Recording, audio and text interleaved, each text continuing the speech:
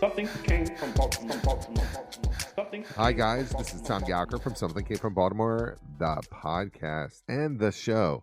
I'm asking your help to spread the word about the podcast. Flip the podcast to 5 friends who may like this kind of show. We are independent and have to be word of mouth to expand the reach of the show. Thank you for being a part of the Be More music scene.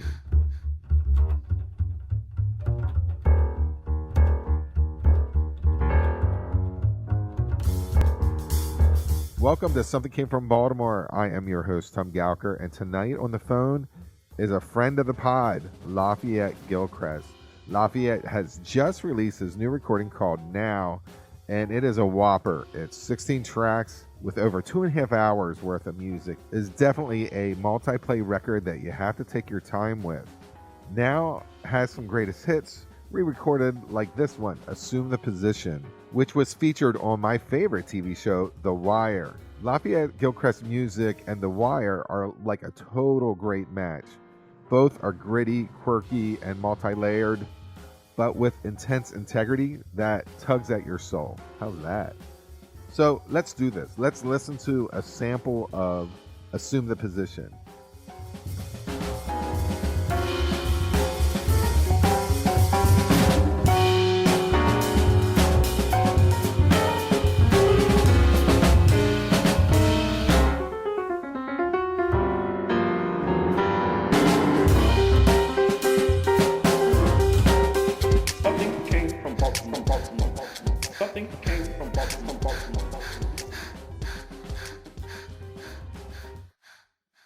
Lafayette Gilchrist, welcome to Something Came from Baltimore.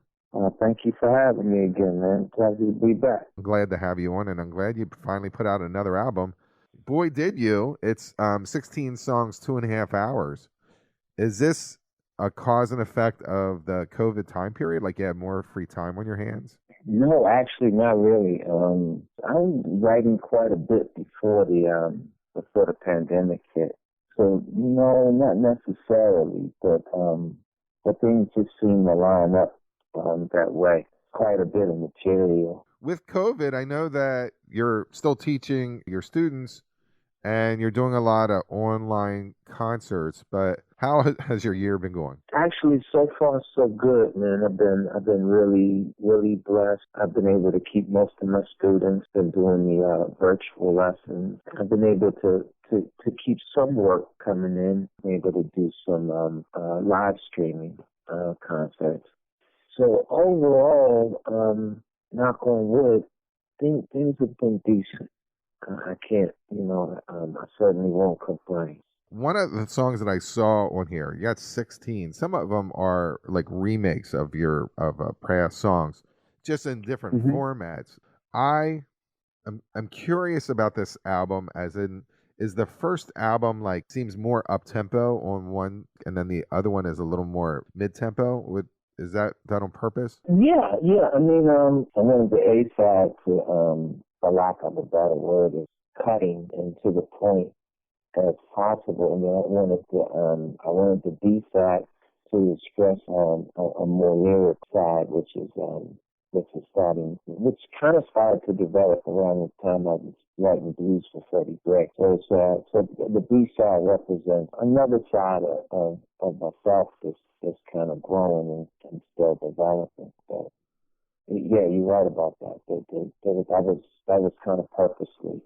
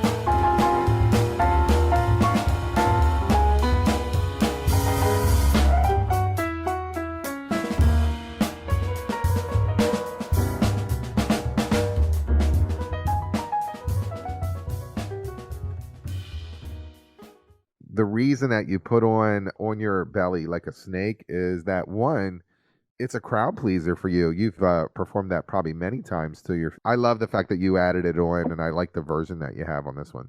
The version that, cause on your belly like a snake, because I played that with the Volcanoes, but what I did but I extended the form. I wanted it to be a more integrated experience. Sort of after you get the groove pocket, you fall into like a sonic web of the groove pocket, if that makes sense. Not to get too technical, but that song is like a waltz with a 4 on the end. You're talking about On Your Belly, right? It's really like a waltz with like a 4 on the end of it. So it's like, 1, 2, 3, 1, 2, 3, 1, 2, 3, 1, 2, 3, 1, 2, 3, 4. That's the pocket. Say a Prayer for Our Love. It has a repetition piano, and it feels like it's double because it builds and builds and builds. Is that considered being in the pocket? I mean, a pocket can be expanded. It can be, it can be a straight. It could be a head banger. It could be a toe tapper, and it can be a wall. It can be a wiggle and wobble thing. Say a Prayer for My Love. I wanted that to have the effect of almost being a chant. It's a little like a Philip Glassian with the repetition of the piano over and over. Yeah, okay, all right. I hadn't thought of Philip Glass with that, but yeah, okay. I'll take that. You'll take it. Yeah, it's not a bad thing to take.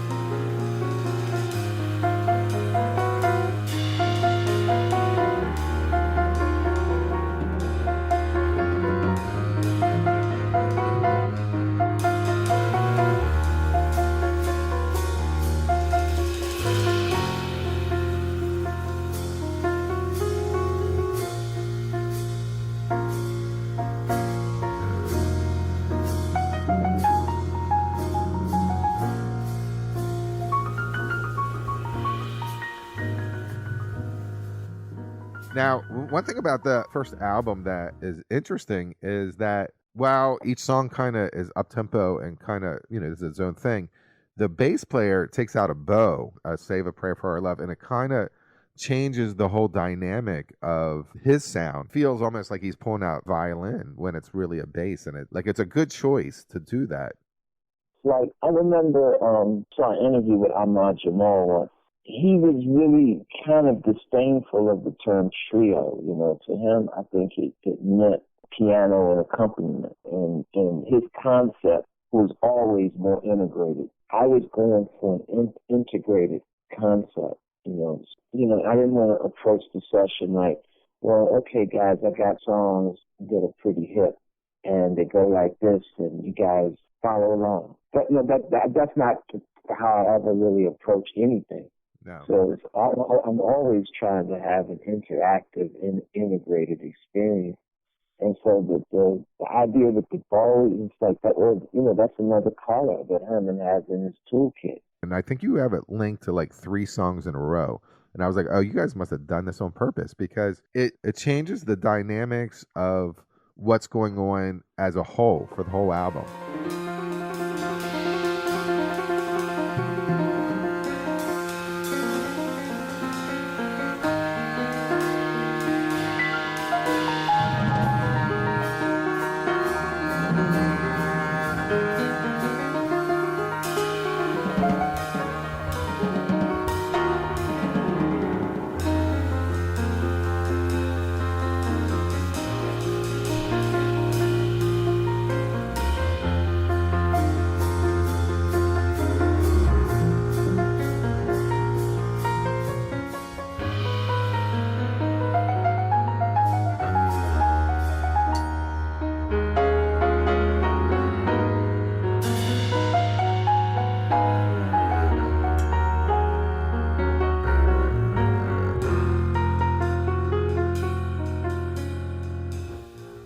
Yeah, but it wouldn't have worked without Herman's musicality and musicianship that he brought to the table. Because I had Bring Out the Bow on Feel Care for Our Love and on Be More Careful. I've always seen the bass as just as much of a solo instrument as anything else in the ensemble. Maybe I might play 8 bars, and maybe Herman might come in and take over at some point, or Eric might be feeling something that drives us all to where he's going. I love the give and take and the sway of it. That's far more engaging than like, okay, fellas, 1, 2, 3, 4. You have your New Orleans vibe that I always look for and I get excited about. Like this has that New Orleans like stomp to it that only you can do, and it just always cracks me up where you had to have been born in the city of New Orleans in your past life, or maybe multiple past lives. I don't know how you got up to Baltimore or in DC area. It feels like home when you do it.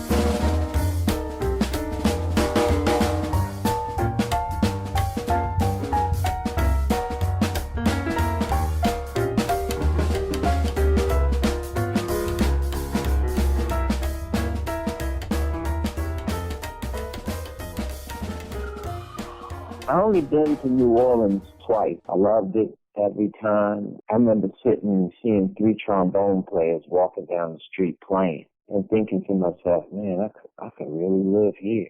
Man. No, I wonder, like, you're not doing classes now in front of people, right? It's all through Zoom, right? Mm-hmm. Yeah. You should go down there. You can still do your classes. You need a place to crash. You need like a Kickstarter for you to get down there for 6 months. And all you need to do from then on is just to absorb the culture. It's nothing bigger than just being there, And oh man, I mean, it's like, I would love to do that, man. But I think that would entail too that, like when I spent some time down there, I went to see Kermit Ruffins a lot. I had heard of Trombone Shorty, but I'm sure there's like a host of musicians whose names, I probably need to know and would definitely need to know from the sense of time down there, because I don't like to come to nobody's town and rummage around. I like to show respect, show love.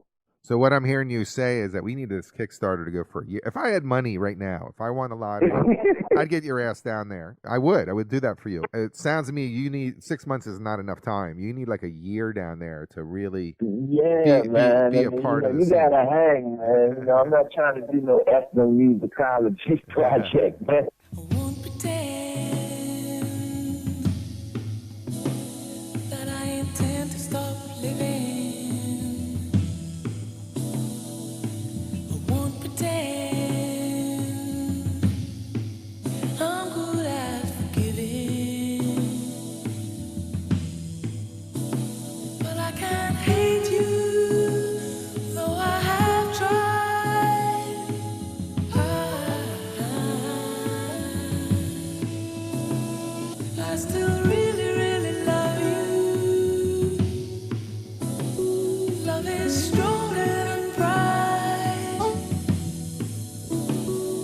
still really, really love you.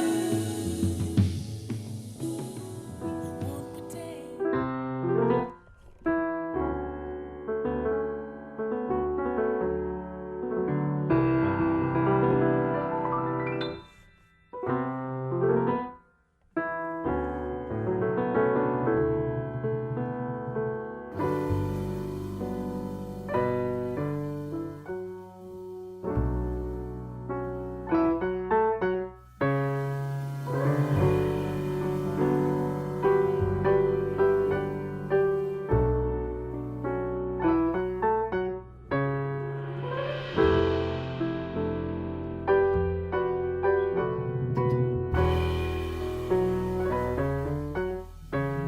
So I got another song that I want to talk about. Love is Stronger Than Pride is a Sade major hit at the time, and it was an incentive. Newly Arrived is your kind of homage to that song. Like when I was coming up, her sound was really hot, man. You know, and it was really everywhere.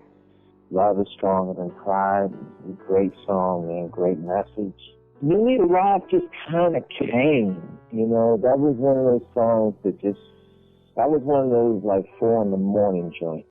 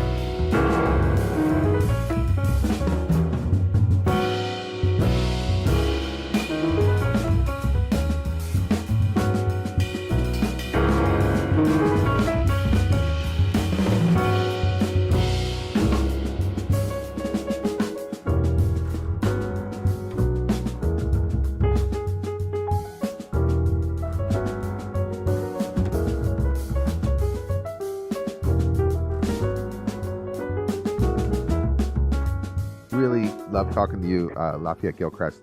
Thank you for coming to Something Came From Baltimore. Oh, okay, thanks, man. You know, just keep on doing what you're doing because, in my opinion, you're on the right track, always. I appreciate it. Thank you, man. Appreciate it.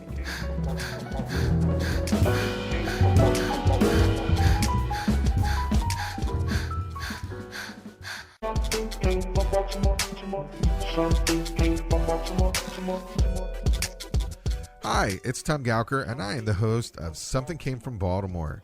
Something Came From Baltimore is a words and music podcast, and it has famous and future famous artists like Sean Jones, Rupert Holmes, Auntie Hammy, Joey DeFrancesco, Go-Go Penguin, Joey Alexander, Bucanti, Gerald Albright, Paula Cole, and Kat Edmondson.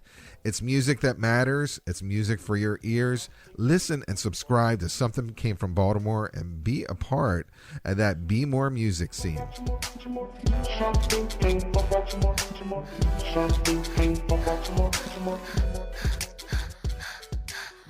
Something